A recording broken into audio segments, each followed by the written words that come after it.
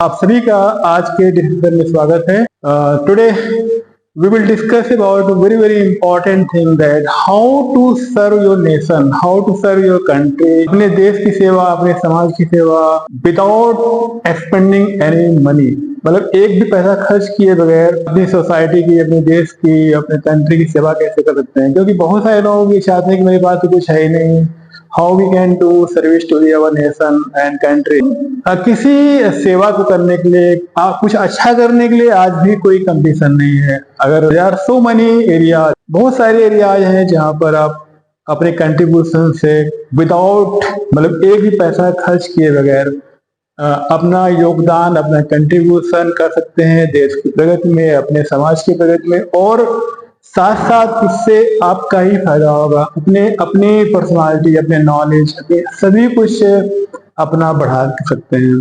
तो उन बातों को हम डिस्कस करेंगे। तो हम one by one we are going discuss. यहाँ पे कोई नंबर नहीं है, every aspect is very very important. There is no. First, we are going to discuss that is a practice minimum use of resources. Why? हम resources का minimum use क्यों करें? हम अफोर्ड कर सकते हैं, हम खरीद सकते हैं, मेरे पास बहुत सारा पैसा है। इसका मतलब ये नहीं होता है कि हम बहुत सारा पैसा खर्च करके बहुत सारा सामान का यूज करें। क्योंकि जो रिसोर्सेज होते हैं, चाहे वो ऑनेस्टली आप उसको अफोर्ड करते हैं या आपको ईमानदारी से करें या बेईमानी से, कैसे भी करें, जो रिसोर्सेज होते हैं वो उस समय उस जमीन पर, उस एरिया में रहने वाले सभी जीव जंतु, मनुष्यों को और आने वाले जनरेशन पर उसका हक होता है।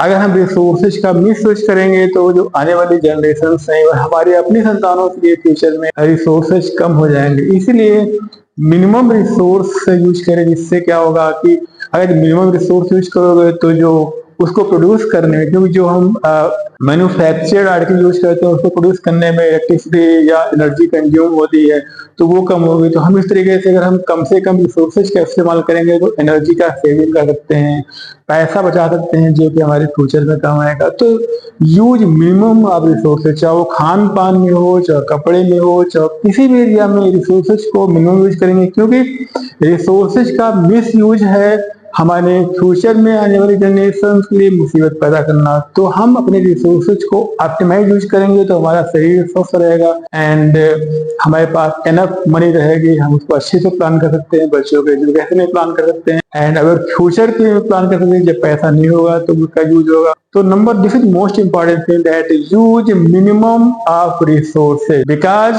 रिसोर्सेज का पर अधिकार सभी का होता है, चाहे वो ईमानदारी से कमाए या चाहे देर से कमाए। सेकेंड थिंग इज दैट वाहनों का कुशलता पूर्वक यूज योर वाहन। आजकल कई सभी लोग वाहन का यूज करते हैं, मतलब किसी के पास मोटरसाइकिल है, किसी के पास कार है, किसी के पास बड़ी गाड़ियां हैं, किसी के पास एरोप्लेन है। तो क्योंकि जरूरत का एक मीडियम बन चुका है, चाहे कार हो, हर फैमिली के लिए एक जरूरत बन चुकी है, तो इसका भी बहुत ही एफिशिएंटली यूज करें। मतलब ऐसा नहीं कि कार की जरूरत पड़ गई, एक आदमी कहीं जाना है, हम लेके चले गए, तो हम वहां पर साइकिल से जा सकते हैं, मोटरसाइकिल या स्कूटी से जा सकते हैं या पैदल जा सकते हैं। और पता लगा कि एक नया मॉडल कार का आ गया और उसको हमको सोसाइटी में स्टेटस दिखाना है, तो हमने दूसरी कार खरीद लिया, पहले वाले को या तो हमने बेच दिया, सेकेंड हैंड बेच दिया, या घर में पड़ी हुई। तो ये चीजें क्या होता है कि इससे बहुत ज्यादा फ्यूल का कंजम्पशन होगा, रोड पर बहुत ज्यादा ट्रैफिक हो जाएगा। आज देख रहे हैं आज के जमाने में क्या हो रहा है, छोटी सिटी में भी ट्रैफिक कंट्रोल के बाहर होती जा रही है। बिकॉज आप भी हर घर में एक कार या दो कार, बहुत सारी कार्स हो गई, बहुत सारे व्हीकल्स हो गए। तो इन व्हीकल्स का अगर हम इफिशिएंटली यूज करेंगे तो हम जो है कार्बन डाइऑक्साइड, जो हजार्डस गैसेज का एमिशन होता है due to burning of fuel, तो वो हम रोक सकते हैं, जिससे हमारा एनवायरनमेंट जो है वो इको फ्रेंडली होगा, इको सस्टेनेबल होगा। तो यहाँ पर भी हमारी आज के समय में जरूरत हो गई कि हम जो अपने व्हीकल्स का, जो वाहन यूज करते हैं, उनका बहुत ही अच्छे से इफिशिएंटली यूज करें। मतलब जब चाहे हमारी जिम्मेदारी होती है कि कम से कम जो है उसका इस तरीके से इस्तेमाल करें कि वो, पहली बात तो फ्यूल इफिशिएंट हो, अननेसेसरी फ्यूल बर्निंग नहीं करनी है। इस तरीके से हम चाहे तो कंट्रीब्यूट कर सकते हैं, अच्छे से कंट्रीब्यूट कर सकते हैं। इससे हमारा ही फायदा होगा, देश का फायदा तो बाद में होगा, सबसे पहले फायदा तो हमारा ही होगा। नेक्स्ट थिंग इज दैट उपदेश देने से बचें, अवॉइड प्रीचिंग। आज के जमाने में देखा चारों तरफ उपदेश देने वाले, मैं भी ये उपदेश दे रहा हूँ, उपदेश मतलब ये उपदेश कह सकते हो इसको, लेकिन ये उपदेश का सेंस दूसरा है कि हम क्या कह रहे हैं कि अवॉइड प्रीचिंग। आजकल चारों तरफ प्रवचन देने वाले मिल जाते। प्रवचन देने का मतलब क्या होता है कि हम अच्छाइयों को दूसरे से उम्मीद करते हैं कि वो एक्सेप्ट करे, अच्छाइयां दूसरा अपनाए, बुराइयां अपने अंदर रखे। ऐसा नहीं होना चाहिए। अगर हम चाहते हैं कि हमारे अंदर अच्छाई है, दूसरे लोग उसको एक्सेप्ट करें, तो वो अच्छाई हमें करके दिखाना होगा, ना कि प्रीचिंग से। क्योंकि उपदेश देने से कोई अच्छाई नहीं कर सकता। मतलब एक गृहस्थ जीवन में रह के सारी जिम्मेदारियों को पूरा करते हुए अपनी जिम्मेदारियों को निभाना, ये सबसे बड़ा कर्म होता है। तो कर्म करना ही सबसे बड़ा उद्देश्य होता है। प्रीचिंग अगर हम उपदेश देंगे तो क्या होगा, उसका जो ओरिजिनल थिंकिंग होती है, व्यक्ति की जो एक नेचुरल, एक जो बहुत मौलिक सोच होती है, वो प्रभावित होती है। वो सोच नहीं पाता क्या सही है क्या गलत। तो वो अगर कर्म से सीखेगा तो वो जो सोच उसकी बनेगी वो बहुत उपयोगी सोच। That is a important thing. That हम तभी किसी को कोई सलाह दें जब उसकी जरूरत उसको हो, या उसके लिए वो कहे कि हमें ये चीज जरूरत है। अननेसेसरी प्रीचिंग अपने बच्चों को नहीं देना चाहिए, मतलब किसी को भी जरूरत नहीं, क्योंकि वो सीखेगा आपके कर्म से। आप जो अच्छा कर्म कर रहे हैं, बुरा कर्म कर रहे हैं, उसी को सीखता है। पहले आप जो एडवाइस दे रहे होते हैं उसको नहीं सीखता बच्चा कोई। जो हम चाहते हैं कि हमारी अच्छाइयों को स्वीकार करें, तो हमें करके दिखाना होगा, ना कि हमें उपदेश देना होगा। उपदेश देने से बचना चाहिए। This is very important thing. And fourth thing that I want to discuss is ये सोशल मीडिया का सीमित उपयोग करें। आज के जमाने में सोशल मीडिया जिसको बोलते हैं WhatsApp, Facebook, LinkedIn, so many social platforms are there. These social media जो हमारी है, ये एक प्रकार से एक जहर बनती जा रही है। मतलब समाज को एक विकृत करती जा रही है। ये आपकी इस मौलिक सोच को डिस्ट्रॉय करती है। आप वो चीज नहीं सोच पाते हैं जो ओरिजिनल होता है। वो आपके माइंड में अपनी सोच को डालता है। तो इस तरीके से आपका माइंड रिस्टार्ट होगा। सोशल वैल्यूज खत्म होती समाज में। अपने रिश्तेदारों से, अपने दोस्तों से, अपने अजीज लोगों से आप मिल नहीं पाएंगे, उनके लिए टाइम नहीं दे पाएंगे। तो इस चीज से आपको बचना चाहिए, because this is very very dangerous. और मौलिक सोच को डिस्ट्रॉय करने में सबसे बड़ा हाथ है सोशल मीडिया का। इससे आप बच जाते हैं तो एक महान व्यक्ति बन सकते हैं। मैं तो उसको महान मानता हूँ जो सोशल मीडिया से दूर रहता है। मोबाइल का मिनिमम यूज करो, क्योंकि इसको अवॉइड करना आज के जमाने में मुश्किल है। तो उसका मिनिमम यूज करो जो आपके लिए उपयोगी हो। पढ़ाई लिखाई के लिए कर सकते हो, मैसेजिंग के लिए कर सकते हो। इसका मतलब नहीं है कि हम फेसबुक, व्हाट्सएप में उल्टा सीधा मैसेज भेज रहे हैं, किसी मोटिव के अंतर्गत हम निगेटिव मैसेजिंग कर रहे हैं। आजकल यही चल रहा है। तो इससे बचना चाहिए। इससे अगर आप बचेंगे तो आप बहुत टाइम निकाल पाएंगे अच्छे कामों के लिए, for constructive work, constructive thinking and making relations that are very very useful for you. जो सभी के लिए अच्छे हैं वो आप कर सकते हैं। Next thing is that very important is राजनीतिक रैलियों से stay away from political rallies. आज के जमाने में जब भी जनरल इलेक्शन आता है, स्टेट इलेक्शन आता है, सो मेनी रैलीज होती है। लोगों को लाद लाद के बसों में ठूस ठूस ले आते हैं। तरह तरह के लुभावने वादे करते हैं। वहाँ खाना पीना मुफ्त मिलेगा, सामान भी मिलेगा, दुनिया भर की चीजें, अन्न वन्न की बकवास होती है। आज के जमाने में, सोशल मीडिया के जमाने में क्या जरूरत है रैलीज करने की। रैलीज होंगी, बहुत सारे लोग जाएंगे, वहां गंदगी फैलेगी, तरह तरह की निगेटिव बातें होंगी। अच्छा है कि पॉलिटिकल पार्टीज आपस में, एक अपोजिशन लीडर जो है, आपस में डिस्कशन कर लें, अपनी नीतियों को जनता के सामने प्रस्तुत करें। मतलब क्या आप देना चाहते हैं, क्या वो देना चाहते हैं, आप क्या करना चाहते हैं, वो क्या करना चाहते हैं। जैसे कि अच्छे एडवांस कंट्रीज जैसे अमेरिका है, इन कंट्रीज में जो डेवलप्ड कंट्री है, यहाँ पर डिस्कशन होता है। लीडर अपोजिशन एंड जो रूलिंग पार्टी के जो नेता होते हैं आपस में डिस्कस करते हैं आपकी पॉलिसीज क्या होंगी, जब आप सत्ता में आएंगे तो आप क्या करें। आपस में एक प्लेटफॉर्म पर डिस्कशन कर लीजिए, डिबेट कर लीजिए, उसको जनता के सामने ऑनेस्टली प्रस्तुत करिए। अननेसेसरी फालतू के नेगेटिव विचार, एक दूसरे की आलोचना करना, सिटिंग चीफ मिनिस्टर की आलोचना कर रहा है, प्राइम मिनिस्टर कर रहा है, प्राइम मिनिस्टर की आलोचना सिटिंग चीफ मिनिस्टर कर रहा है। ये चीजें जनता के माइंड में एक डिस्टार्टेड विजन, एक ऐसी विजन प्रोड्यूस करती है जिसकी वजह से कंफ्यूज हो जाता है, किसको वोट दे किसको वोट दे। रैली में क्या पर्पज होता है, ढेर सारे लोगों को ले जाके दिखाना कि मेरा सपोर्ट बढ़ गया है। कैसे लोगों को लाद लाद ले जाते हैं ये तो आप सभी लोग जानते हैं। तो इनसे आप बच के रहना चाहिए। यहाँ जाने चाहिए, क्योंकि अगर भगदड़ में गए तो भी जनता को ही भुगतना पड़ता है। रैली में अक्सर भगदड़ मच जाती है, कहीं स्टेज गिर गया, कहीं कुछ गिर गया। तो मिनिमम आप जो है उनको अवॉइड करिए।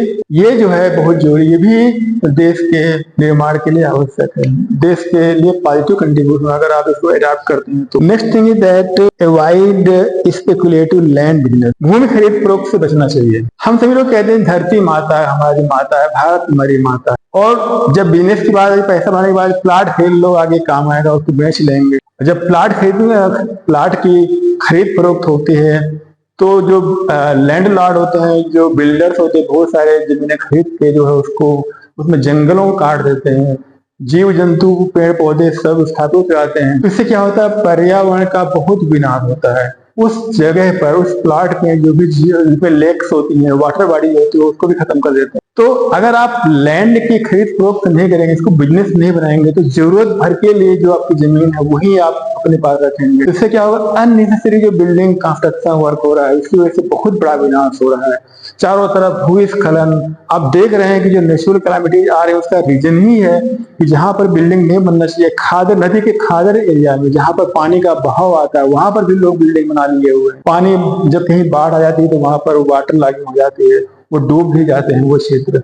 तो ये चीजें जमीन के प्रति जो लालच बढ़ रहा है लोगों का, इसकी वजह से हो रहा है। तो अगर लोग अपनी जरूरत भर की जमीन रखें जो उनको रहने के लिए जरूरी है, तो इस आप ये बहुत बड़ी देश सेवा होती है। सबसे बड़ी देश सेवा मैं को मान सकता हूँ कि अगर आप अपनी जरूरत भर से ज्यादा जमीन न लें, इसको फ्यूचर जनरेशन, क्योंकि जो जन्म लेता है, जो आगे जन्म लेगा, उसके लिए जमीन मुहैया होना चाहिए। आप एक ही आदमी सब कब्जा कर लेगा तो उसके लिए जमीन क्या तो होगी नहीं, या होगी तो इतनी महंगी होगी तो खरीद नहीं पाएगा। तो इसलिए ये तो बहुत बड़ा मतलब कि अधर्म है, अनएथिकल है जमीन का सौदा करना। मैंने अपनी लाइफ में कभी जमीन न खरीदी न बेची, इसको मैंने फॉलो किया, इसलिए मैं बता रहा हूँ। और इसको जब फॉलो करेंगे तो you will feel immense Joy, mental peace. ये मेरी बात मान के देखिएगा कि इससे आपको कितना जॉय होता है। धन दौलत सब ये रह जाएगा, आप एक सिस्टम को बिगाड़ के जाएंगे, कुछ भी नहीं ले जा पाएंगे। तो क्या फायदा है जमीन धंधा करना, जमीन का धंधा क्यों नहीं करना? क्योंकि वैसे भी हम मानते हैं भारत माता, भारत हमारी माता, मतलब जमीन हमारी माता है, या धरती माता हम बोलते हैं, धरती हमारी माता है। तो हम माता का सौदा, जमीन का सौदा हम नहीं कर सकते हैं। और मैं चाहता हूँ कि किसी को नहीं करना चाहिए। अपनी जरूरत भर का जमीन लीजिए और जिसको जरूरत होगी उतनी जरूरत भर का सामान ले, बिजनेस मत लीजिए। Next thing is that avoid, अगला पॉइंट डिस्कस करेंगे अपनी क्षमता का, use your full potential during work. अपनी क्षमता का भरपूर उपयोग करें, चाहे वो स्टूडेंट हो, चाहे वो गृहस्थ हो, चाहे सर्विसमैन हो।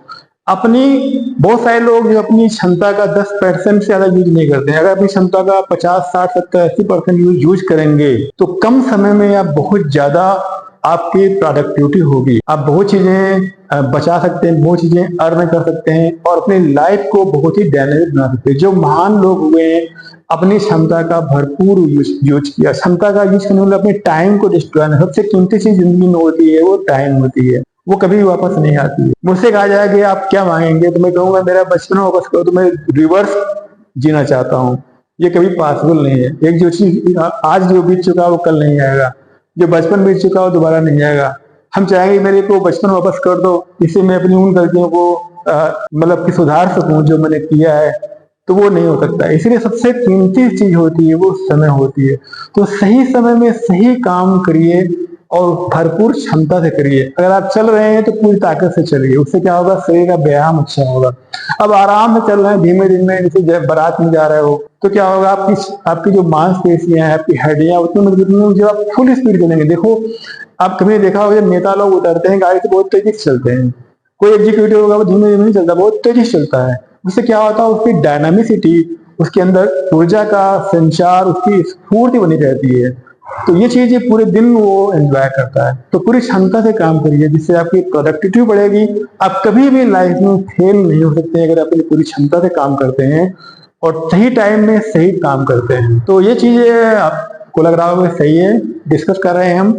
अपने विचार भी आप जरूर दीजिएगा। अगर आपको मेरा डिस्कशन अच्छा लग रहा है तो प्लीज शेयर करिएगा और इसको सब्सक्राइब भी करेंगे तो मेरे को एक मोटिवेशन होगा कि हम ऐसे ही अच्छे टॉपिक्स पर आपको वीडियो बना के देते रहेंगे। Next topic is maintain political neutrality. मतलब पॉलिटिकल न्यूट्रलिटी क्या होती है, आजकल सभी पार्टी के मेरे मेंबर बन जाओ। जब डेमोक्रेसी है तो मेंबर बनने से क्या फायदा होगा? मेंबर बनने मतलब क्या होता है कि परिवार किसी पार्टी का परिवार बनना, यानी आप कुछ भी करते रहे, हम आपको सपोर्ट करते रहेंगे।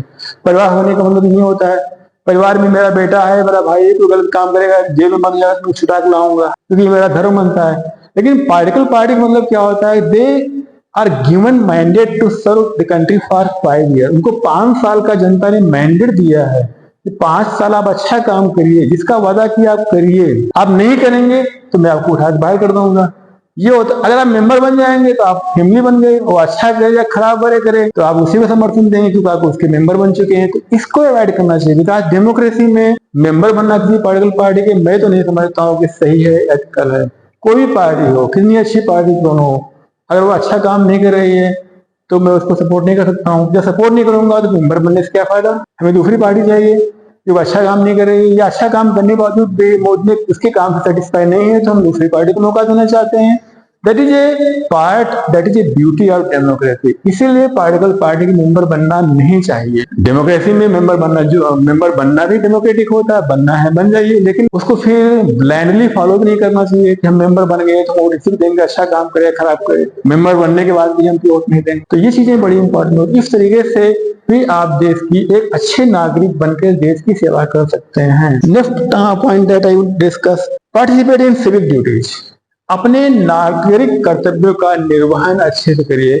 हम लोग सोचते हैं कि मुझे केवल अधिकार चाहिए और कर्तव्य नहीं चाहिए। किसी सिटी में देखिए होगा, आज के जमाने में देखा होगा, लोग कूड़ा कचरा फेंक रहे हैं, नाली के अंदर डंप कर रहे हैं। नाली इसलिए नहीं बनाई उसके अंदर कूड़ा कचरा डाला जाए, नाली इसलिए बनाई पानी जो बहता है, पानी नाली के ऊपर जाएगा। होता क्या है सिटी में, हर जगह सिटी के अंदर दुकानों बगल में जनवरी गंदगी उठा के पटरी हटाया, उसके अंदर डंप कर दिया। इतना कूड़ा हो जाता है कि पूरा पानी चौक हो जाएगा। अब जब पानी बरसेगा चारों तरफ जल भरा हो जाएगा। तो आप सोचते हो कि लाखों की जनसंख्या गंदगी फैला रही है और सैकड़ों की जनसंख्या में काम करने वाले म्यूनिसिपल कारपोरेशन के लोग होते हैं जो बहुत कम सैलरी में काम करते हैं, वो कितना कूड़ा हटा पाएंगे नालियों से निकाल निकाल के। और हटाएंगे भी तो पहले गीला कूड़ा होगा, सड़क किनारे लगाएंगे, सूख जाएगा तो उसको लेके जाएंगे पानी बहाते हुए, गंदगी फैलाते हुए। इसको अवॉइड करने के लिए हम कूड़े कचरे का निस्तारण खुद अच्छे से पहले कर लें। जो कूड़ा कचरा नेचुरली उसके अंदर जा रहा है वो तो साफ हो ही जाएगा, लेकिन हम आर्टिफिशियली जो डंप कर रहे हैं उसका कोई मशीनरी साफ नहीं कर सकती है। तो ये जिम्मेदारी हमें करना चाहिए।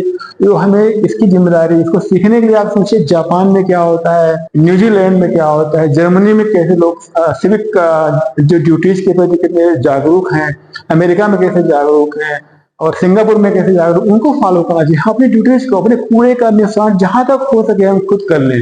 गीले कूड़े को अलग, सूखे कूड़े को अलग, उसको जला दें, तो ये काम जो म्यूनिसिपल कारपोरेशन का ये काम आसान हो जाएगा और पूरा सिटी जो है, पूरा एरिया स्वच्छ रहेगा। ये जिम्मेदारी जब तक नहीं करेंगे तो कोई भी सिस्टम, कोई भी गवर्नमेंट ये आपको करके नहीं दिखा पाएगी। इतना पूरा फैलाने वाले जो करोड़ों लोग हैं, सफाई करने वाले सैकड़ों लोग हैं, वो नहीं हो सकता है जब तक हम अपनी जिम्मेदारी को खुद ही उसका अच्छे से ऑनेस्टली उसको निर्वहन नहीं करेंगे, फॉलो अप नहीं करेंगे। तो I think one point is still there, प्रकृति का संरक्षण करें। हमारे जो हम प्रकृति का जिस तरीके से प्रकृति काम करती है, देखिए वो न्याय करती है, सभी के साथ न्याय करती है। पानी बरसता है तो किसी अमीर गरीब को नहीं देखता, हवा बहती है तो किसी गरीब अमीर की यानी भेदभाव नहीं करती है। कोई कैलामिटी आती है, कोई दुखद घटना होती है, भूकंप आता है या ज्वालामुखी पड़ती है, तो उसमें भी किसी को गरीब अमीर करके नहीं छोड़ते। भी कोविड का इतना बहुत बड़ी महामारी है जिसमें गरीब अमीर को देख के नहीं जो लोग सफर किए हैं वो ऐसा नहीं हुआ। तो प्रकृति को कामों में अपना हम योगदान करें। पर्यावरण को स्वच्छ रखने के लिए, उसको मतलब अच्छा बनाए रखने के लिए, हेल्दी एनवायरनमेंट बनाए रखने के लिए हमें चाहिए कि प्रकृति का संरक्षण करने में योगदान करें। पानी, वाटर बॉडीज को खराब न करें एंड पेड़ पौधों को न काटें। जंगली जो पेड़ पौधे हैं, और हो सके तो 4-5 पेड़ में लाइफ में जरूर लगाना चाहिए, क्योंकि जो हवा हम ले रहे होते हैं, जो सांस ले रहे होते हैं, जो प्राण वायु हमारी होती है हवा, वो हमें पेड़ों से मिलती है। अगर पेड़ नहीं रहेंगे तो हवा भी नहीं हो पाएगी, अच्छी स्वच्छ हवा नहीं मिलती। तो सभी को लाइफ में एक पृथ्वी के प्रति एक कर्ज होता है हमारा कि हम 4-5 पेड़ लगाएं, उसको नूरिश करें अपनी लाइफ में, उनको बड़ा होते हुए देखें। उसमें देखेंगे कि उसमें फल लगेंगे, फलों को खाने के पेड़, पक्षी आएंगे, बहुत सारे जीव जंतु नीचे भी अपना आशियाना बनाएंगे, और इसको देख के जो आपको खुशी होगी वो हम बयान नहीं कर सकते हैं। अब समझिए कितनी खुशी होगी जब तरह तरह के पक्षी आएंगे उस पे अपना बसेरा बनाएंगे, चहचहाएंगे, ये हमारे लिए बहुत जरूरी। इससे क्या होगा कि आपकी लाइफ, अब हेल्दी लाइफ आपकी बढ़ जाएगी, सभी की बढ़ जाएगी। These are points that we have discussed with you, with interact with you. I think you will enjoy and follow these points in your life. अपनी जिंदगी में इनको आत्मसात करेंगे, इनकलकेट करेंगे तो निश्चित रूप से आपको फायदा होगा और एक अच्छा समाज, अच्छा नेशन, अच्छा सशक्त देश आप बना सकते हैं सभी लोग मिलकर। Thank you very much for watching my lecture. I wish that your day will be very happy, and I also request you to subscribe and share it to your friends. Thank you very much.